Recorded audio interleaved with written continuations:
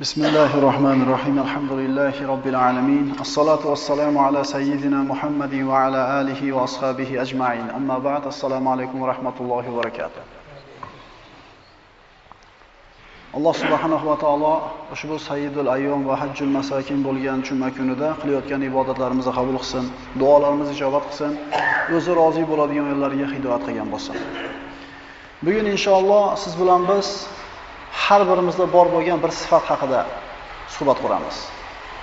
Bu shunday bir sifatki, bu yomon sifat. Va hammamizda bor. Bu shunday sifatki, Alloh taolo har bir insonni tabiatiga, fitratiga joylagan. Hech kim u sifatni menda yo'q deb ayta olmaydi. U qaysi sifat? Bu shunday sifatki, bu mana shu sifat bilan juda ko'p nadomatga, afsusga, ta'assuflarga yetib qolinadi. Shoshqaloqlik. Otamiz Odam alayhisalomni jannatdan chiqargan narsa ham mana shu shoshqaloqlik. Yunus alayhisalomni balada qorniga tushirgan sifat ham mana shu shoshqaloqlik. Kim aytadi menda shu sifat yo'q deb? Alloh subhanahu va taolo Odam alayhisalomni jannatda o'zini ikki qo'li bilan yaratdi. Unga o'zini ruhidan kiritdi. Odam alayhisalomga farishtalarga bermagan ilm berildi. Odam alayhisalomga farishtalarni sajda qildirdi. Odam alayhisalomni aziz mukarram qildi. Lekin mana shu ruhni kirgizishlikdan avval Alloh subhanahu va taolo bir qancha vaqt Odam alayhisalomni ruhsiz haykal, timsol shaklida jannatga qo'yib qo'ydi. Va o'zining ruhidan kiritar ekan, ruh Odam alayhisalomning boshidan kira boshladi, pastga qarab yurdi. Ruh boshiga kirdi, ko'ziga yetdi, ko'z jannat mevalarini ko'rdi. Burniga yetdi, hidini hidladi. Oshqoz yoniga yetdi, qorni ochdi, ishtahosi qo'zg'adi, fikr qildi, jannatning mevalarini tanovul qilgisi keldida, hali ruh oyog'iga yetmasdan turib, shoshilib oldiga intilib bordi. Alloh taolo aytadi: "Xuliqal insanu min ajal." Haqiqatan inson shoshqaloq holda yaratilgan. Zamonimizga qarasangiz, yildan yilga shu tezlik degan narsa, shoshqaloqlik degan narsa kuchayib ketyapti.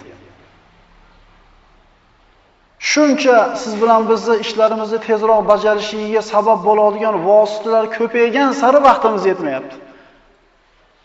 Eskilarimiz piyoda yurib, hamma qarindosh urug'ini, yetti mahallasini nomma-nom yurib aytib topib kelar edi. Hozir tayda mashinasi, qo'lida telefoni turib, falonchi qolib qopti. Shoshqaloqlik. Bu yomon sifat. Shoshqaloqlik shunday bir yomon sifatki, insonni noumidlikka, tushkunlikka, qunutga, ya'sga olib borib qo'yadi.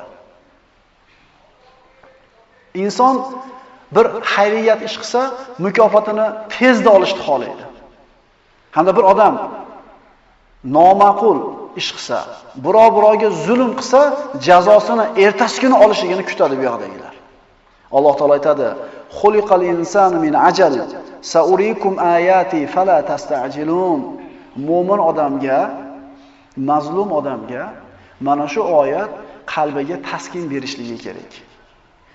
Haqiqatan inson shoshqaloq holda yaralgandir. Yaqinda men sizlarga o'z oyat alomatlarimni ko'rgazurman. Ya'ni menga osiy bo'lgan kimsalarni qanday azoblashimni ko'rursizlar. Fala tastajilun. Bas meni shoshtirmangiz. Shoshqaloqlik juda ko'p insonlarni qonlarini nohaqdan to'kilishiga, pokiza insonlarni, beayb insonlarni shoshqaloqlik bilan ustlariga tuhmat, bo'xton toshlar otilishiga sabab bo'lgan. Insonning shoshqaloqligi. Inson Robbisidan ba'zi bir narsalarda duo qilib so'rar ekan, shu so'rayotgan narsasini o'ziga yaxshi deb biladi. Ya'ni yaxshi deb bilgan narsasini so'raydi. Lekin shu so'ragan narsasini haqiqatan yaxshimi, yomonmi kim biladi uni? Alloh biladi. "Ya Rasululloh, duo qiling, men ham boy bo'lay, qiylanib ketdim" deb shoshiltirdi. Sizga mana shu faqir bo'lganingiz yaxshi desa, "Ya Rasululloh, duo qilavering" dedi. Shoshilib ketdi. Duo qildi, qo'ylari ko'payib ketdi. Oqibati nima bo'ldi? Dunyosi ko'payganidan jamoat namozlariga kela olmay qoldi, juma namozlariga kela olmay qoldi. Dunyosi ko'paydi, shoshilib ketdi. Zakot yig'uvchilarni Rasululloh jo'natganida zakot berishni ham xohlamay qoldi. Alloh taolo aytadi: "Walau yu'ajjilullohu lin-nasi sharra istijalahum bil khayr, laqudiya ilayhim ajaluhum, fanadharu allazina la yarjuna liqana fi tughyanihim ya'mahun." Agar Alloh bu odamlarga, ya'ni mushriklarga yaxshilikni tez keltirgani kabi yomonlikni ham naqd qilsa edi, albatta ularning ajallari yetgan bo'lar edi. Bas, biz ularga yomonlikni naqd qilmaymiz, balki bizga ro'baro bo'lishni umid qilmaydigan kimsalarni o'z tug'yonlarida adashib uloqib yurgan holda tashlab qo'yamiz. Payg'ambarimiz sollallohu alayhi vasallam Makka mushriklarini islomga da'vat qilib, agar osiy bo'lsanglar Allohning balosi keladi desa, duo qilishar edi. Ey Alloh, agar Muhammad aytayotgan narsa haq bo'lsa, bizni boshimizga balo yog'dir deyishardi.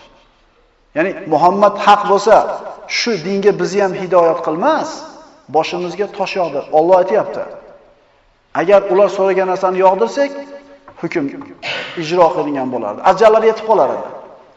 Boshqa oyatda Alloh aytadi: "Ey Muhammad alayhisalom, siz ularning ichida turar ekansiz, ularga balo kelmaydi.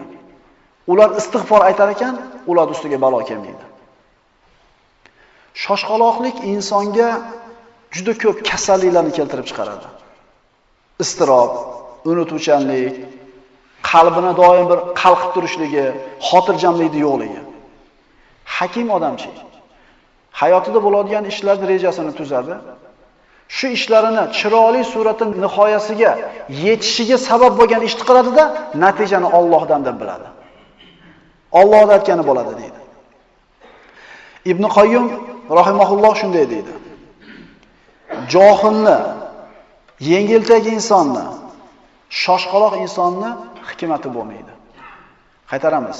Johil insonda, tentek, yengiltagi insonda hamda shoshqaloq insonda hikmat bo'lmaydi. Hadisda keladi: "At-ta'anni minalloh va al-ajalatu minash-shayton." Imom Termiziy sahih rivoyat qilgan hadis, Imom Alboniy hasan degan bu hadisda. Shoshilmaslik, xotirjamlik Allohdan, shoshilishlik shaytondan. Mashina minamiz ukalar. Svetoforda turamiz. Shu skoroskga urib, splenani bosib turishing kerak. Chunki sariq yonishiga jilmasang orqandagi pop deydi. Orqandagi shu signal chamasida tayyor turishing kerak. Shu darajada shoshqaloq bo'lib ketganmizki, qancha sekund bor shu. Sariq yonib, qizil o'chib, zangor yonguncha. Qaraylik-da qanaqa bo'lib ketganmiz. Odamlar qanday bir tabiatida shu sifat kuchayib ketgan. Tezroq.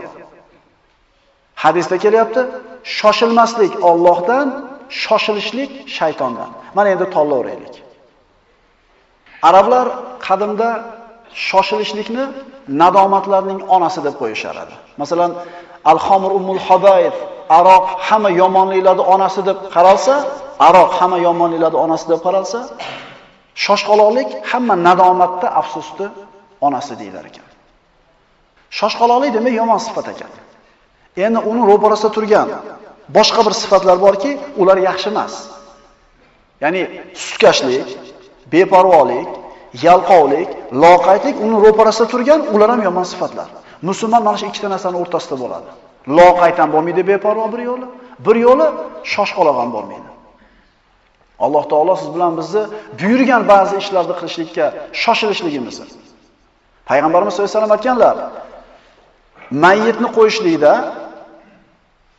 qarzni uzishlikda, qiz balog'atga yetganda uni uzatishlikda gina shoshilishlik kerak. Qolgan ishlarda shoshilmaslik kerak. Alloh taolo shunday marhamat qiladi. Wasari'u ila mag'firatin min robbikum va jannatin arduha as-samawati wal ard uiddat lil muttaqin.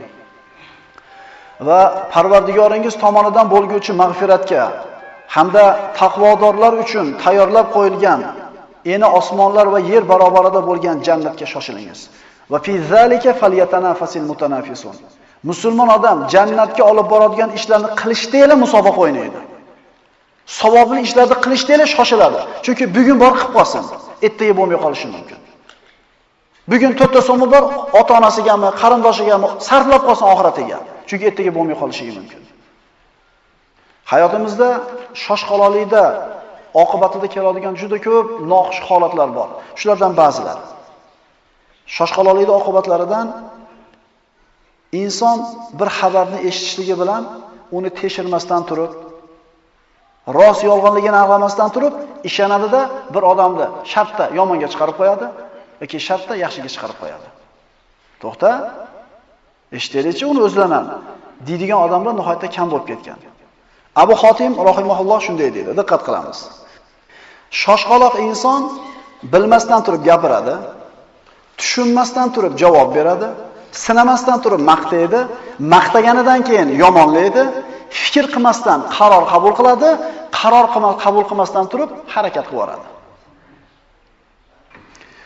Shoshqaloq inson bilmasdan turib gapiradi, tushunmasdan turib javob beradi, sinamasdan turib maqtaydi, maqtaganidan keyin shoshilib yomonlaydi, fikr qilmasdan turib qaror qabul qiladi, hali qaror qabul qilmasdan turib harakatga tushadi.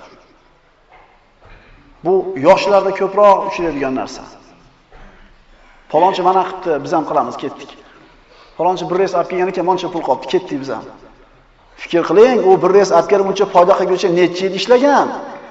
O'sha kanalda otishcha qancha bir vaqtini, pulini sarflagan? Yo'q. O'sha olib keldimi, bizga ham bo'ladi. Alloh taolo Qur'onda shunday deydi. Astagfirullah va idza ja'ahum amrun minal amni aw al khawfi adha'u bihi wa law radduhu ila ar-rasul wa ila ulil amri minhum la'alimahu alladhina yastanbitunahu minhum wa law la fadlullahi alaykum wa rahmatuhu lattaba'tumush shaytona illa qalila. Qachon ularga tinchlik yoki xavf-u xatar xabari kelsa, uni yoyib yuboradilar. Agar ular o'zlariga kelgan xabarni har kimga yoyib yurmasdan payg'ambarga va o'zlaridan bo'lgan boshliqlargagina yetkazganlarda edi, uni, ya'ni mana shu xabarning haqiqatini bilmoqchi bo'lgan kishilar o'shalardan bilgan bo'lar edilar. Agar sizlarga Allohning fazli marhamati bo'lmasa edi, ya'ni Alloh o'zi to'g'ri yo'lga boshlamasa, ayrim kishilardan tashqari hamma shaytonga ergashgan bo'lardi. Ya'ni eshitgan gapni sirazi tarqatib yuraverishlik insonni yolg'onchiligiga sabab bo'ladigan ishlardan. Ehtimol sizni xijolat qilishligi uchun shu gap sizga aytgandir. Siz ham yayasizda borib kimgadir. Kimdan eshitding desa, falonchidan eshitdim deydi. Shunaqa deyishligi uchun sizga aytgandir ehtimol. Bir xabarda eshitsanglar deyapti Alloh taolo. Payg'ambarga aytinglar yoki ichingizlardan bo'lgan aql egalariga aytinglar deyapti. Shular tekshirib bilib turib keyin e'lon qilsin. Mishmish degan narsa oldi olinadi. U mishmishni eshitdingiz, ehtimol to'g'ridir, ehtimol noto'g'ridir. Eshitgan odam haliga mishmish, yomon xabar bo'lsa ichi ezilib qoladi, lekin hech narsa o'zgarmaydi. Ya'ni eshitgan gapini ko'tarib yuravergan odam yolg'onchilikka juda yaqin bo'ladi. Shunaliga eshitgan gapimizni ko'tarib yetkazishligimiz yolg'onchiligimizga sabab bo'ladigan amallardan. Shoshqaloqlikni bizni ustimizga olib keladigan yomon oqibatlaridan bu odamlarning o'rtasidagi munosabatlarni yomonlashishligi. Bir xabarni eshitdingiz, tekshirmadingiz, shart hali xabarni yaydingiz. Sizni palonchi mana dedi. Bo'ldi, ketdi, shu bilan narigi odamga nisbatan munosabat ketaveradi. Yana shoshqaloqlikni zararli oqibatlaridan inson shoshilib hukm chiqarishligi. Payg'ambarlarning qissasiga murojaat qilar ekanmiz, Davud alayhissalom payg'ambar bo'lgan, qozi bo'lgan, podshoh bo'lgan. O'zini ibodat qiladigan xos xonasiga birovni kirgizmasdan eshikni qulflab qo'yib ibodat qilar edi. Ibodat qilib yurgan kunlarning birida ikkita odam devor oshib tushdi. Davud alayhissalom qo'rqib ketdi. Alloh taolo shunday marhamat qiladi bu qissa haqida. Hal ataka naba'ul khasmi iz tasawwarul mihrab. Iz dakhalu ala Davud fafazi'a minhum qalu la takhaf khasman bagha ba'duna ala ba'd fahkum baynana bil haqq wa la tushdid wahdina ila sawa'is sirat. Davud alayhissalom oldiga tushganda qo'rqib ketdi. Bu ikki kishi aytdiki, qo'rqmagin dedi. Ikkomiz dedi, talashib qoldik, tortishib qoldik. o'rtamizda adolat bilan hukm qilgin, to'g'ri yo'lga bizni boshlagan. Biri aytdi. Bu meni birodarim dedi. 99 ta soliq qo'yi bor. Meni bitta soliq qo'yim bor. U ham haydab chiqadi boqqani, men ham bitta qo'yimni haydab chiqaman boqqani. Menga do'stim aytdi. Men 99 ta qo'yni haydab chiqyapman, sen bitta bilan chiqyapsan. Bittaga ovora bo'lmasdan meni qo'ylarimga qo'yini qo'shib yubor, men boqib beraman dedi. Men unga qo'yimni qo'shib berdim. Endi qaytarib ber deb qo'yimni talab qilsam, seni menda qo'ying yo'q deb turibdi. Deganida Davud alayhisalom aytdiki: "Qala laqad zalamaka bi su'ali na'jatika ila ni'aji va inna katiran minal khulata'i la yabghi ba'dhuhum ala ba'd illa alladhina amanu wa amilus solihati va qalilun ma hum." Davud ikkinchi da'vogarning so'zini tinglamasdanoq dedi: "Dar haqiqat u sening qo'yingni so'rab va o'z qo'ylariga qo'shib olish bilan senga zulm qilibdi. Darvoqe ko'p oshna og'aynilar bir-birlariga zulm qilurlar. Faqat iymon keltirgan va yaxshi amallar qilgan kishilargina zulm qilmas. Ammo unaqalar juda kam." Hukm chiqarib oldi. Shunda ikkinchi odam: "Ey Allohning nabiysi, shoshilmang, mendan ham eshiting" dedi. Va zanna Davud anna fatannahu. Biz Davudni sinaganligimizni keyin bilib qoldik dedi Alloh. Parvardigoriga sajda qildi, Parvardigordan istig'for so'radi. Bir marta shoshilib hukm aytib qo'ydi, noto'g'ri bo'ldi. Chunki ikkinchi tomonda eshitlik kerak. Ana shu qilgan shoshqaloqligiga Davud alayhisalom sajda qildi, Alloh taoladan istig'for so'radi. Shoshqaloqlikni zararli oqibatlaridan da'vat maydonidagi ko'rinishlari. Ba'zi bir qalbida bir shijoati bor, yuragida bir o'ti bor yosh ukalarimiz odamlarni haqqa yurishlikka chaqiradi-da, ma'lum bir vaqt o'tgandan keyin odamlarda tuzalmayotganligini ko'rib yoki munkarda ozaymayotganligini ko'radi-da, ilmsizligidan, tajribasizligidan, shoshilib ketganligidan bo'lmadi deydi. Yo umuman da'vatni tashlab olganini ko'rasiz yoki umuman bir boshqa bir noqulay holatlarga borib qoladi. Esimizdan chiqmasin, musulmon odam natijaga javob bermaydi. Allohning diniga da'vat qilayotgan kishi odamlarni chaqirishlik javobgarligi, natija Allohdan. Payg'ambarimiz sollallohu alayhi vasallam Makka da turgan davrlarida musulmonlar juda qattiq aziyatlarga ro'baro bo'lishdi. Habbob ibn Arat roziyallohu anhu qul bo'lgan. Temirchi bo'lgan, qul bo'lgan. Iymonga kelganligi uchun qavmi qattiq azoblagan. Boshiga qizigan temirni shu qilich yasashlik uchun tiqib qo'yilgan cho'g'dagi temirni olib boshiga bosishgan. Shu daraja azoblashgan. Umar ibn Xattob roziyallohu anhu xalifa bo'lib turgan paytda majlisga Habbob ibn Arat kirib keladi. Bu yoqqa o'tiring dedi. Bu yoqqa o'tiring. Mashada o'tirishlikka siz loyiqsiz dedi. Oldiga o'tirganida Bilol roziyallohu anhu bilan Habbob ibn Arat Makkada eng qattiq azobga uchragan kishilardan edi. Hayotingizda ko'rgan eng qattiq azobni bizga aytib bering, Habbob dedi Umar ibn Xattob. Shunda Habbob ibn Arat yaxtagini ko'tardida, kuragini ko'rsatdi. Kuragida terisi suyagiga yopishib turardi. Qanday qilib bunday holatga keldi deganida, ana shu Makkadagi davrimizda mushriklar azob bergani kirishdi. Ana shu o'chog'ida turgan cho'g'ni olib yerga yoyishdi. Habbob ibn Aratda kiyimlarini yechib turib, beli bilan mana shu cho'g'ni ustiga o'tkazishdi. Bellari o'yilib, kuyib, badanidan chiqqan so'l bilan o't o'chdi. Mana shunday qiyin azoblarni ko'rib, Habbob ibn Arat payg'ambarimiz sollallohu alayhi vasallam oldiga keldi ana shu davrda. Ya Rasululloh, duo qiling, Alloh bizga yengillik bersin deb turib kuragini ko'rsatganda payg'ambarimiz achchig'i kelib ketib aytdiki, sizlardan avvalgi ummatlardan bir musulmonni olib kelib beligacha ko'mishardi yerga kavlab. Boshidan arra solib ikkiga bo'lib yuborishardi. Yana bir odam olib kelib, yerga yotkizib, kiyimlarini yechib, temir tindoqlar bilan suvaklarini, go'shtlarini ajratar edi. Lekin bu narsa ularni dinidan qaytargan emas. Allohga qasam, Alloh albatta bu ishni oxiriga yetkazadi. Shunda Sanodan bir kishi Hazramotgacha ot minib borar ekan, Allohdan boshqa hech kimdan qo'rqmaydi. Shunday davr bo'ladi, lekin sizlar ey Habbob shoshilib ketyapsizlar dedi. Mana shunday mashaqqatni ko'rib turgan kishiga payg'ambarimiz shoshilyapsiz deyapti. Yunus alayhissalom qavmini da'vat qildi, bo'lmadi. Qavmini tashab chiqib ketdi. Shoshilib ketdi. Oqibati nima bo'ldi? Baliq yutib yubordi. Da'vat maydoniga yurgan ahli ilmlar, ukalar, da'vatchi aka-ukalar shuni yaxshilab bilaylikki, odamlarni tuzatib yuborish bizning ishimiz emas. Bizdan nasihat qilib qo'yishlik. Natija Allohda. Alloh taolo aytgan: "Fa in a'radu fama arsalnaka alayhim hafiza in alayka illa al-balagh." Ey Muhammad alayhissalom, agar endi ham iymon keltirishlikdan yuz o'girsalar, bas biz sizni ularning ustiga qo'riqchi qilib yuborganimiz yo'q. Sizning zimmangizga faqat biz sizga nozil qilgan vahiyni yetkazib qo'yishlik. Aytib qo'yishlik xolos. Shoshqaloqligimizni yana bitta bir ko'rinishi duodagi shoshqaloqligimiz. Payg'ambarimiz sollallohu alayhi vasallam aytadilar: "Sizlardan bir kishi shoshiltirmas ekan, albatta duosi ijobat bo'ladi." Ya Rasululloh, qana qilib shoshiltiradi odam deganida Rasululloh aytdilar, bir odam aytadi: "Duo qildim, shuncha duo qildim, Alloh ijobat qilmadi" deydi. Shu gapi bilan duosi ijobat bo'lmasligi aniq.